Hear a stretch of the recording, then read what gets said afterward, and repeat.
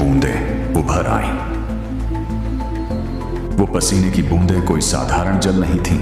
उन बूंदों में ब्रह्मांड की सबसे बड़ी तपस्या की अग्नि समाई हुई थी। उन बूंदों में शिव को पाने का असीम प्रेम और आदिशक्ति का पूरा प्रताप छिपा था। जैसे ही माता पार्वती के माथे से छलककर पसीने की वो एक दिव्य बूंद मंदराचल पर्वत की कठोर धरती पर गिरी, वहां एक अकल्पनीय चमत्कार हुआ। धरती का सीना अचानक फटा। एक दिव्य प्रकाश निकला जिसने पूरे मंदराचल पर्वत को रोशन कर दिया। और उसी प्रकाश के बीच से, उस पसीने की बूंद से एक नन्हा सा हरा पौधा फूट पड़ा। देखते ही देखते वह नन्हा सा पौधा एक विशाल हरे भरे और दिव्य वृक्ष में बदल गया। यह वृक्ष था बेल का पेड़। देवता आसमान से यह अद्भुत दृश्य देख रहे थे। माता पार्वती ने जब उस वृक्ष को देखा तो उनके चेहरे पर एक अलौकिक मुस्कान आ गई। माता पार्वती, हे दिव्य वृक्ष, तुम्हारा जन्म मेरे शरीर के अंश और मेरे तप के स्वेद से हुआ है। आज से तुम केवल एक वनस्पति नहीं कहलाओगे, तुम्हारे भीतर मेरी ही आत्मा, मेरी ही शक्ति का वास होगा।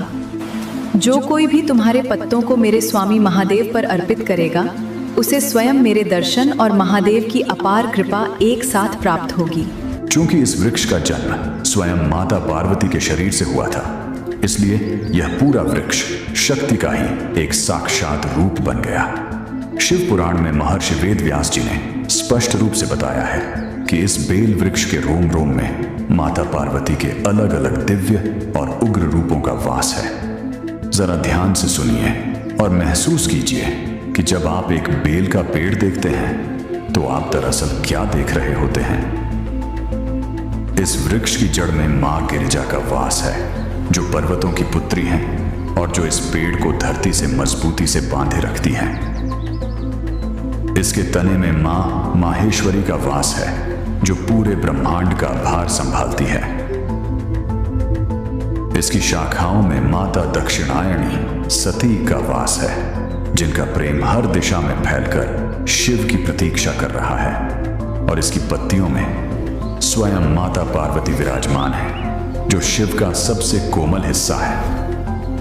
अब आप सोचिए, जब आप एक बेलपत्र तोड़कर पूरी श्रद्धा के साथ शिवलिंग पर चढ़ाते हैं तो आप सिर्फ एक पत्ता नहीं चढ़ा रहे होते, आप स्वयं आदिशक्ति माता पार्वती के संपूर्ण स्वरूप को भगवान शिव की गोद में सौंप रहे होते हैं।